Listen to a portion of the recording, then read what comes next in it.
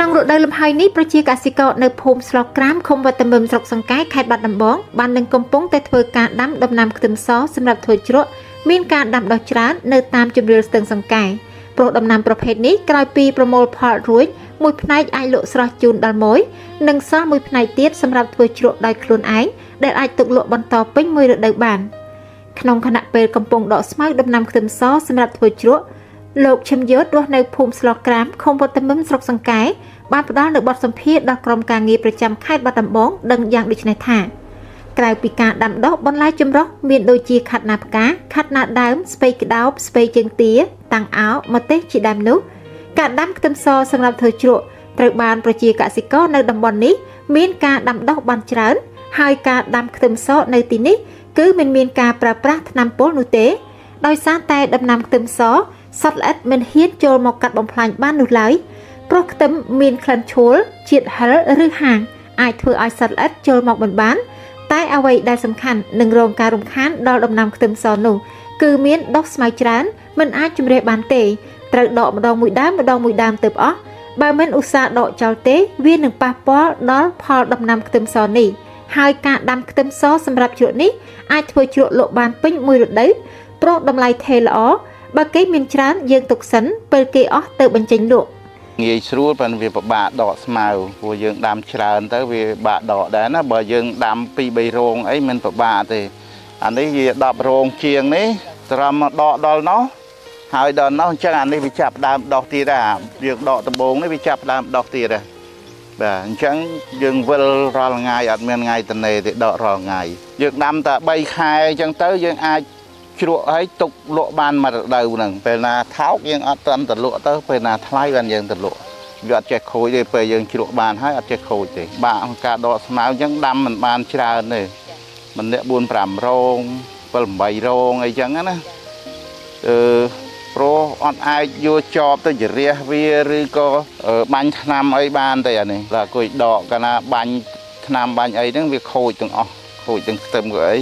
ព្រោះវាជាប្រភេទដំណាំស្លឹកវែងវាអត់ខុសគ្នាប្រមាណ2ឆ្នាំទៅទេ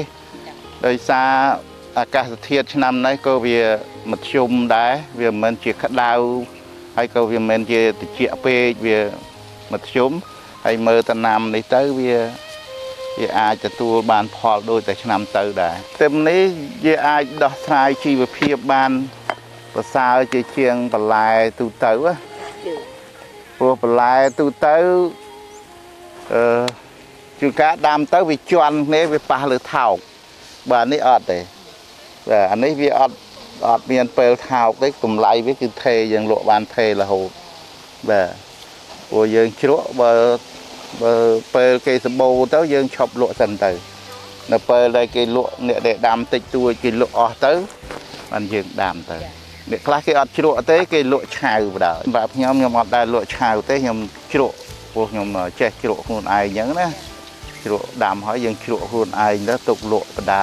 អញ្ចឹងទៅជាអ្នករស់នៅភូមិស្លក្រាមឃុំវត្តមឹមស្រុកសង្កែនេះដែរអ្នកស្រីយុនសុកលីបានឲ្យដឹងថា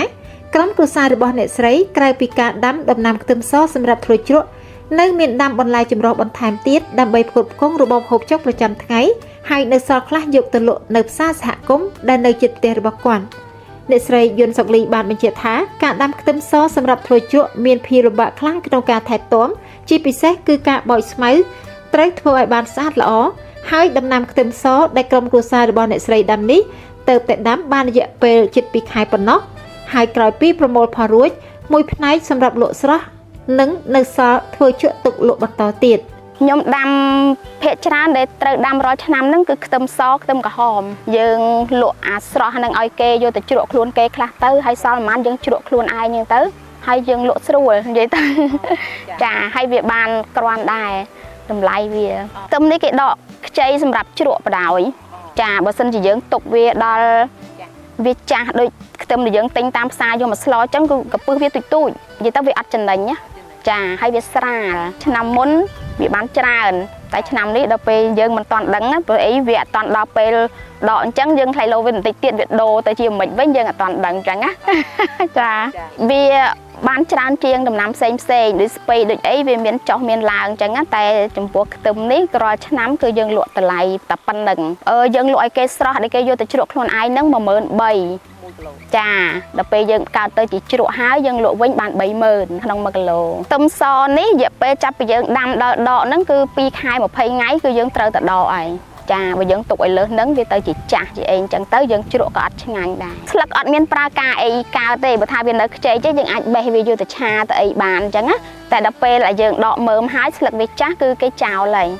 អត់មានយកធ្វើអីកើតទេសូមបញ្ជាក់ថាក្រោយឈានចូលដល់រដូវទឹកសម្រក់នៃស្ទឹងសង្កែជារៀងរាល់ឆ្នាំប្រជាពលរដ្ឋដែលរស់នៅតាមអមសងខាងស្ទឹងតែងតែទាញយកផលប្រយោជន៍ពីទឹកស្ទឹង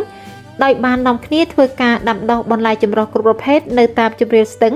ដើម្បីផ្គត់ផ្គង់ដល់ជីវភាពរស់នៅប្រចាំថ្ងៃរបស់ពួកគាត់បានធូរធារមួយកម្រិតថែមទៀតហើយការដាំខ្ទឹមសសម្រាប់ធ្វើជ្រក់គឺជាចំណែកមួយយ៉ាងសំខាន់ក្រៅពីលក់ឲ្យម៉ូយជាឈ្មួញកណ្ដាលនៅសល់មួយផ្នែកទៀតពួកគាត់ធ្វើជាជ្រក់ដោយខ្លួនឯងដើម្បីទុកលក់បន្តបានពេញមួយរដូវ